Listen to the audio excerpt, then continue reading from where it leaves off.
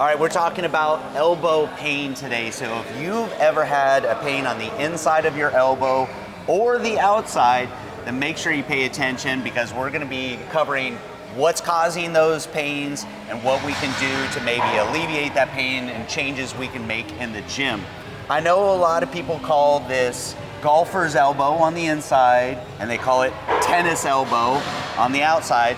But I don't play tennis and I don't play golf, but I've experienced both here in the gym. So let's start by defining what is golfer's elbow on the inside and what causes it. You know, they decided to label it the sport that it's most common in, but man, we get golfer's elbow and tennis elbow or medial epicondylitis and lateral epicondylitis with all sorts of things. So what is going on here is, if I could go through every single tendon and muscle that allows James to flex and get that big forearm right there like Popeye, there's so many of them and they all seem to attach right in that bone right there, which is part of the forearm bone or the ulna on this side.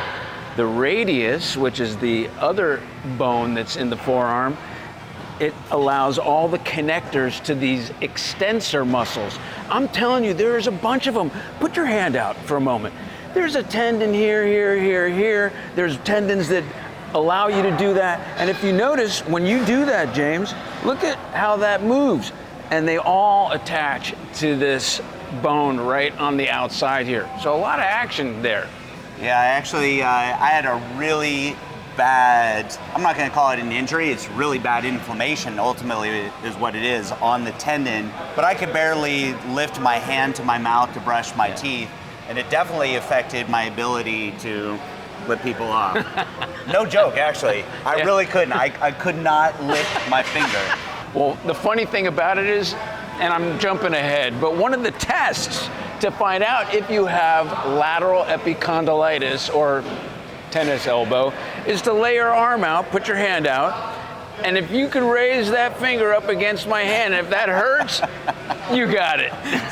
So there you go, explains my problem. So long story short, the flexors of the forearm, so if we're flexing here at the wrist, that's usually where you're going to experience this pain. The opposite, extending at the wrist, is where you're going to feel it on the outside of the elbow. Yeah. So let's talk about causes or potential causes in the gym, different exercises. The first one that I see a lot of times with this one, what people call tennis elbow, is in barbell bench press.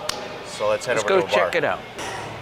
It's not just a matter of extending at the wrist with these extensors or flexing here.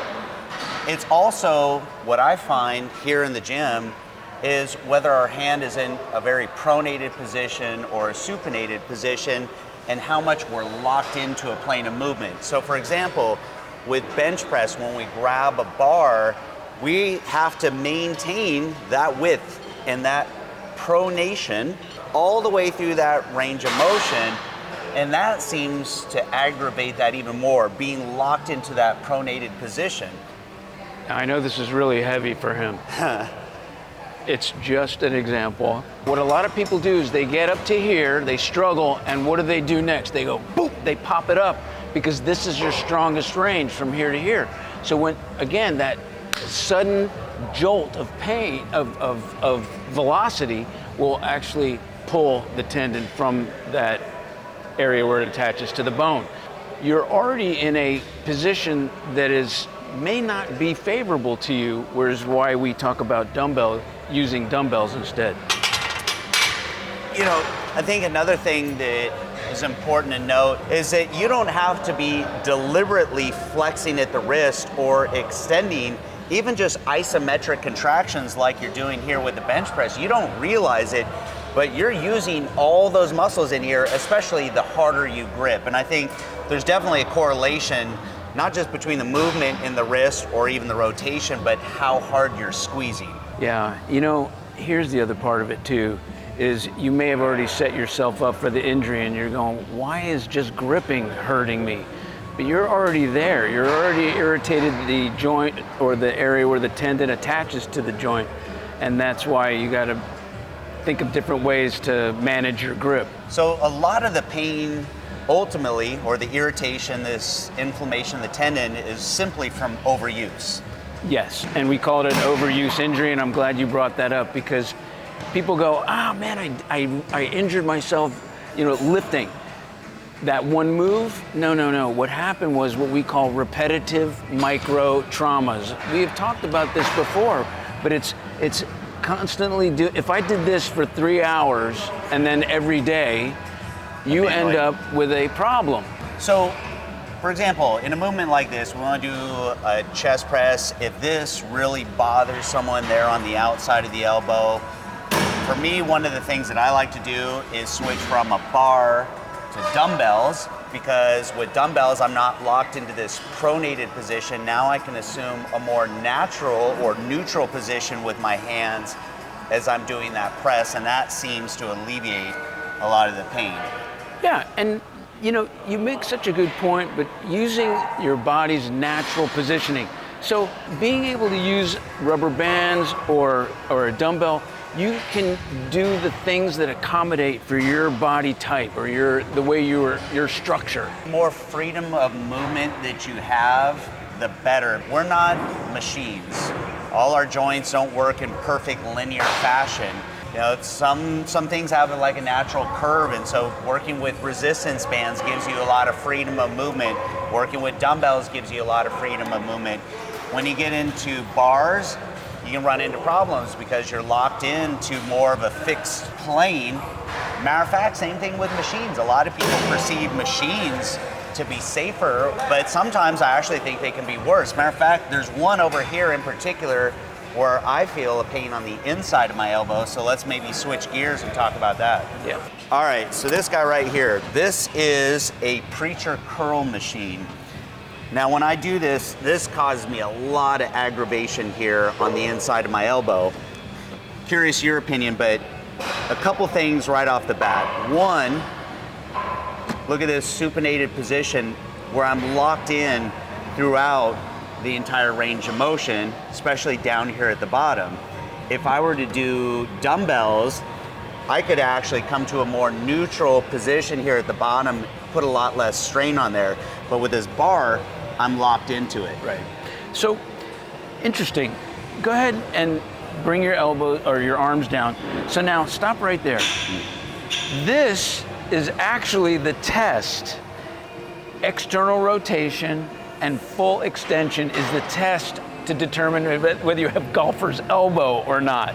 So now, if you do have some and you start like this on this machine, you're gonna really wreck yourself. So even mounting the machine, because I actually like this machine, if it's done right.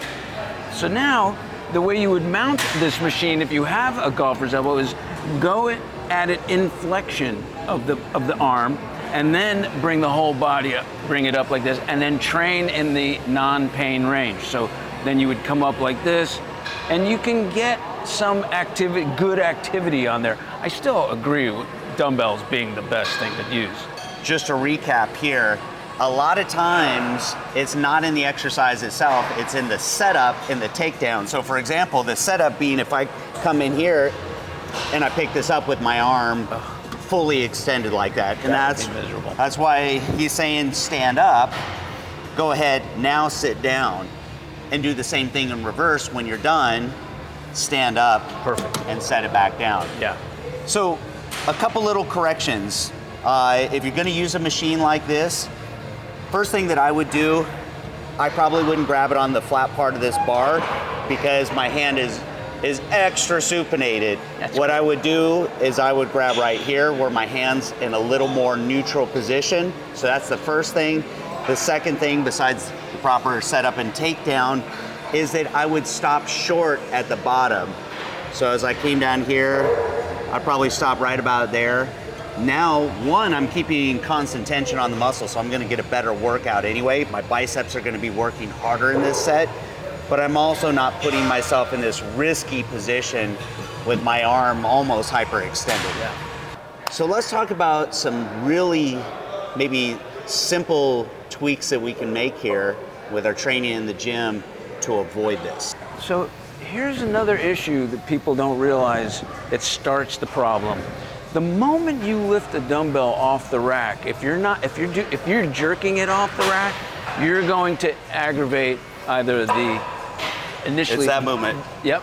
That right there. Lateral epicondyle or the medial, or the muscles that are attached to the medial epicondyle. So the idea of pulling weight off gently, at that point when it's sensitive and sore, your best bet is to go a little lighter and be able to pick up the weight without too much, or have someone hand it to you if you can. Okay, so James is going light right now because we know that he can throw around the 120s, but what we got going on here is a comfortable, natural form that takes a lot of the pressure off the extensors and the flexors, as well as other areas. But to notice, even if we look from above here, the dumbbells are angled in a manner that is not restricting movement or normal motion. So I love the idea of using dumbbells. Plus, it gives you an idea of what side is stronger than the other, so you can compensate. It's why I lean towards dumbbells a lot more than I do bar. It's fun to do bar every once in a while. Yeah. Just an iconic exercise. If I'm doing bar though, or even dumbbell, I don't know if you notice on my technique here, I'm not squeezing that bar to death like I'm trying to kill it. I keep a fairly relaxed hand position. And I think that's another thing that's important. It's not just the movement at the wrist, it's the movement at the wrist in combination with this squeezing. And that's a good point, and it brings up a good safety concept here. You can't quite do that with a bar, because if that bar drops, and I've seen it happen, it'll land on someone's chest, gonna break a rib, or even someone's neck. But you can do a loose grip with dumbbells, because the worst that could happen is you drop them onto the floor. There you go. So that's for press. Let's talk about curls. We can come right over here. So to your point earlier, if I've got my, that's huge weight. If I got my bar down here to set up, look at this position grabbing this bar. Hyperextended. Yeah. So one of the first things you could probably do in this situation, make sure you lower this thing way down. Great. So you can come down here and grab it with a little bit of a bend there in your elbow. And then sit down. So same thing that we talked about with the machine. But if I'm doing these with my hand supinated like that, especially if I'm letting my arm extend fully, that's where you're gonna feel that pain. Now, to what you said earlier, if you don't mind putting down the heavy weight, and people might want to wonder, why is this bar bent like this?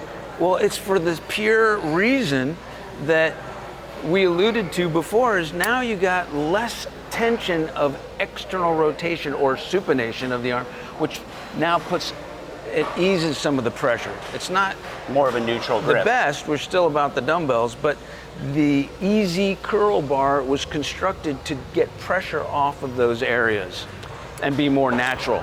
So from an injury perspective, this is better. What I don't like about this is I'm still locked into this at the top, and I'm not able to get that little bit of supination there at the top to get a really strong peak contraction. So it's better at the bottom here, less risk of injury in neutral position, but we're still locked into that same position throughout the range of motion. That's where dumbbells come in. So I can come, get a neutral position at the bottom, stopping short here, keep that constant tension, but then as I curl up, now I can supinate. And get peak contraction. Look at that, killer bicep. Big thing though, control it on the way down, nice smooth transition. Perfect. Squeeze it back up. So again, constant tension. Don't let the muscle relax and then try to contract it again, especially jerking, trying to use momentum because you're lifting more weight than you should be. Right, exactly. So something that's really popular, you see it a lot here in the gym, you see the straps.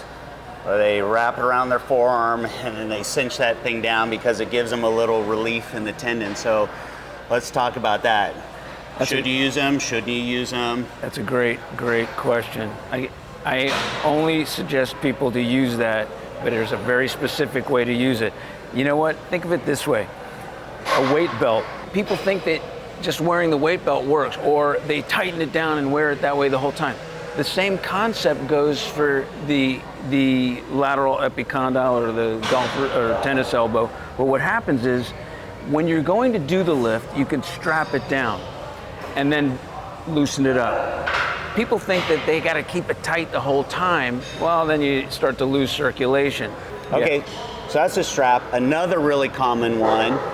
People want to know if they should train forearms. Should I come in here? Should I do flexor movements? Should I do extension here to try to build my forearms bigger?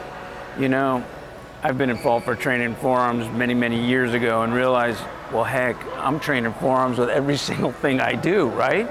You get a pump just gripping, and I actually think that maybe forearm training could aggravate the problem. They say that it strengthens and conditions, but if you're consistently weight training, you know, or doing with rubber tubing or with dumbbells or anything that we had suggested in the past, then you're training your forearms. Just gripping will do the trick. And I think that's the general theme here, is that a lot of these issues are from overuse, because everything that we do in the gym, even on a lot of leg exercises, think about when you're doing leg extensions, really heavy leg extensions, and you got that handle by your side. Think how you see people really grabbing that handle, or even if they're doing the squat, how much they're grabbing onto that bar when they're doing squats. So constantly here in the gym, we are constantly working all those muscles in our forearms. So this isn't an issue where these muscles are underworked. Usually they're way overworked. All right, so considering that a lot of these issues are caused from overuse, what are some different solutions to be able to come in here, to be able to do our workouts, to do all our pulling movements, whether it's rows or pull downs or pressing movements, without overworking those muscles? Yeah. Well, one of my favorite things is there's two things. There's one that is a wrist wrap. That's not my favorite, but it is a tool that should be used sparingly. But then there's a grip. And let's see, let's why don't we start with the most traditional? That is from the old days.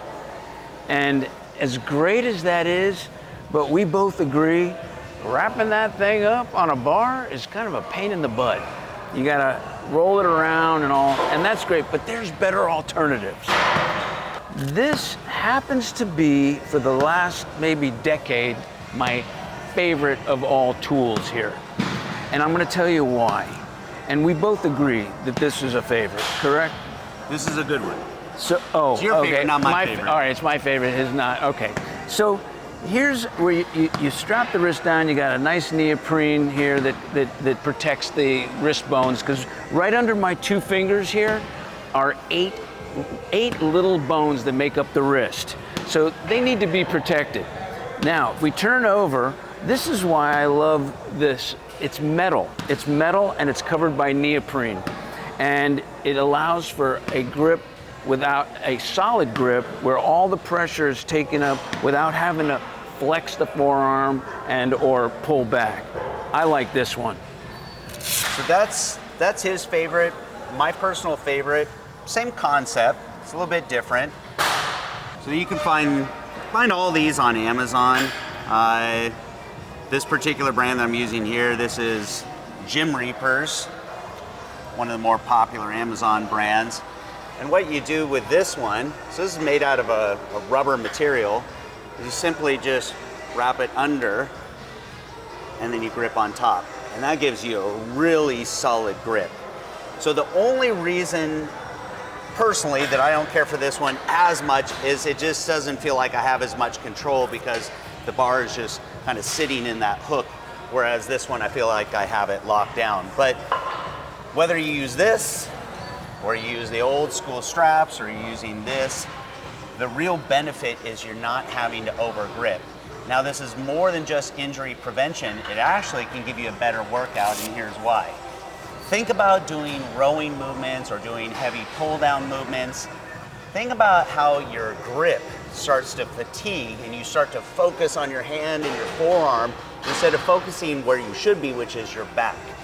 So by using straps like this or using hooks, it allows you to think of your hands like hooks, not focus on them, but focus on bringing those elbows down or bringing those elbows back, which is going to give you a much better back workout.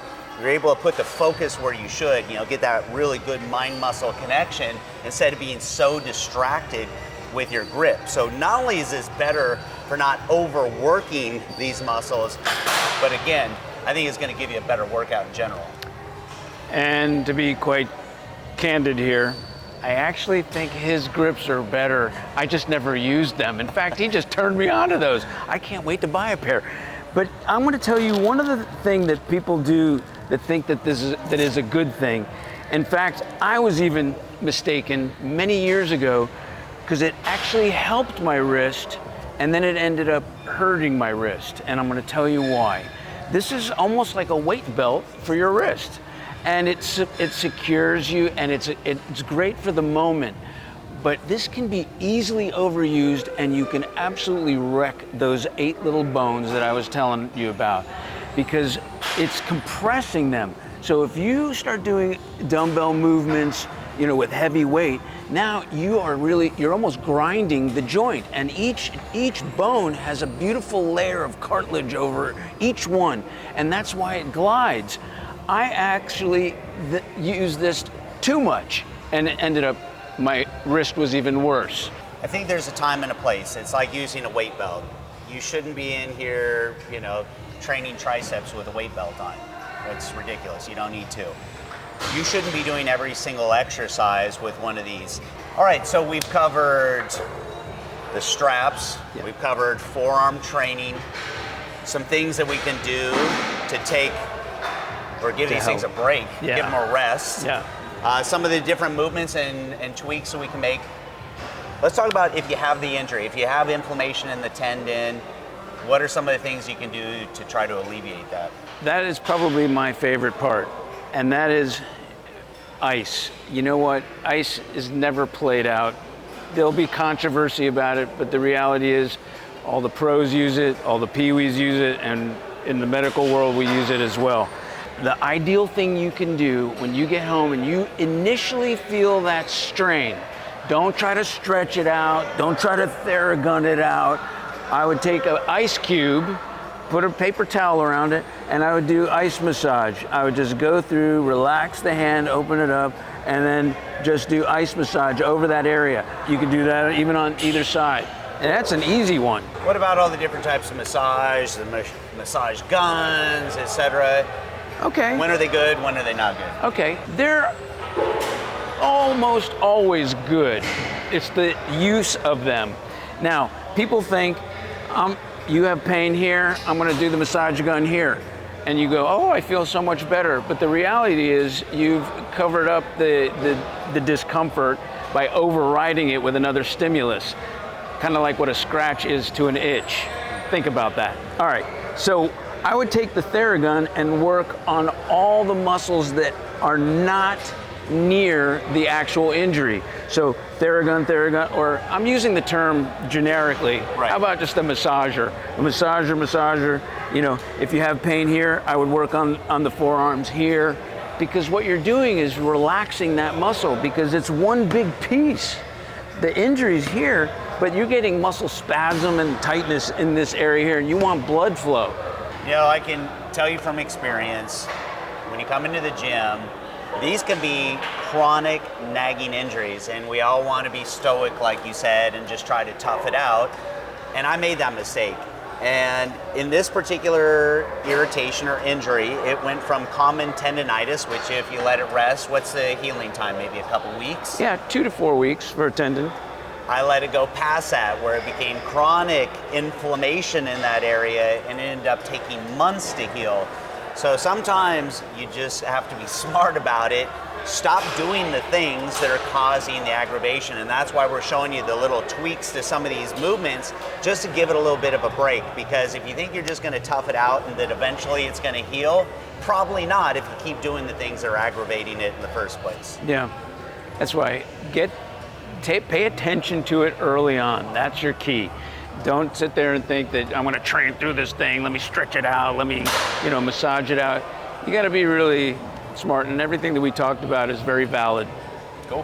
My Appreciate man, it. you bet. All right. See you guys next video.